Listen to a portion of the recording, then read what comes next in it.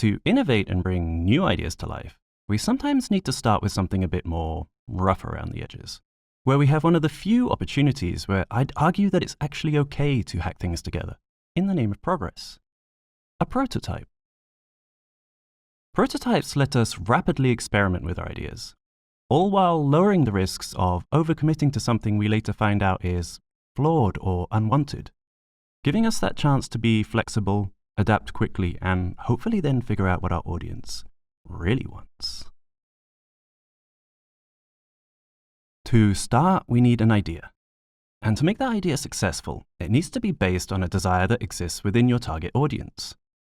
For example, providing something that might be lacking, or easing a specific pain or problem. Recognizing a good solution to a desire can be really tricky. And even once we think we have one, the only real way to know for sure is to actually test it out. At the beginning of projects, we face many unknowns. Prototypes offer us a chance to learn without relying too much on potentially flawed assumptions that we might have. They keep us flexible and allow us to focus on two core questions. Number one, does the audience you're targeting actually care about the problem you're trying to solve? And number two, does the solution you have in mind work? In that, is it feasible and a good fit to the problem? Now, both of these are really important, but I always like to ask if the audience actually cares first. Because why should you waste time even making something if no one wants it in the first place? To gauge how popular an idea might be, before you even write a line of code for your real prototype, the easiest way to get feedback is just to talk to your audience directly. But if that's kind of tricky, consider creating a simple waiting list with some basic information about what your project aims to achieve. I like to call these Schrodinger's prototypes, because the project lives in a kind of state of superposition, where from the perspective of your audience, it both exists and doesn't exist, at least until they're given access to actually observe it. Looking at the second question, we usually determine if our idea works or makes sense by building out the prototype. It's important to remember here that we should be focusing on tasks that help us understand what the right solution is, rather than making the wrong solution perfectly. When you're building the prototype, don't be afraid to write messy code or use placeholders and hacks to get your project up and running. Try not to get distracted with adding unnecessary features. Postpone any decisions that you can sort out later, and don't worry about aesthetics at this point. Your first release should be a little bit embarrassing. If it isn't, consider that you could have probably released sooner and potentially saved yourself a lot of headaches. Why? Well, because your goal should always be to get your audience involved as soon as possible. Your audience is kind of like a cheat code to success. Without their feedback, you're still playing the game, so to speak, but at a much higher difficulty.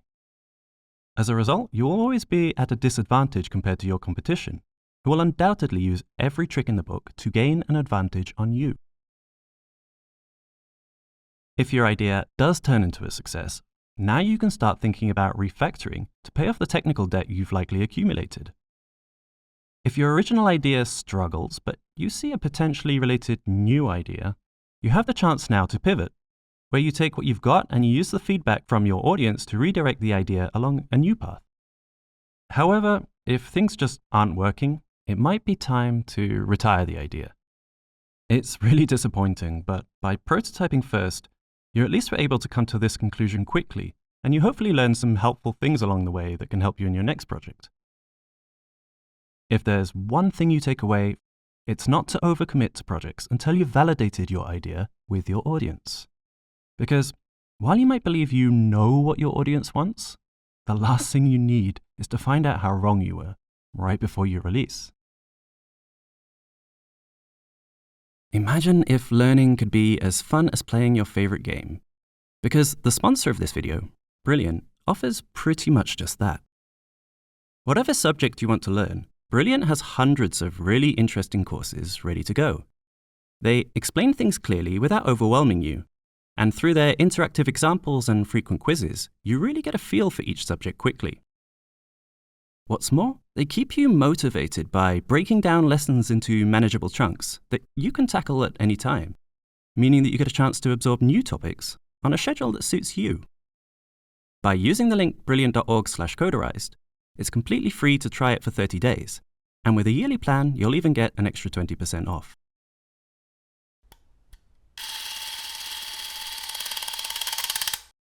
If you want to support the channel and get your name listed in the credits, like these amazing people, please do consider joining the channel's Patreon. There's a link in the description. It helps the channel out immensely, and I'm grateful to every single one of you for showing such truly generous support, so thank you.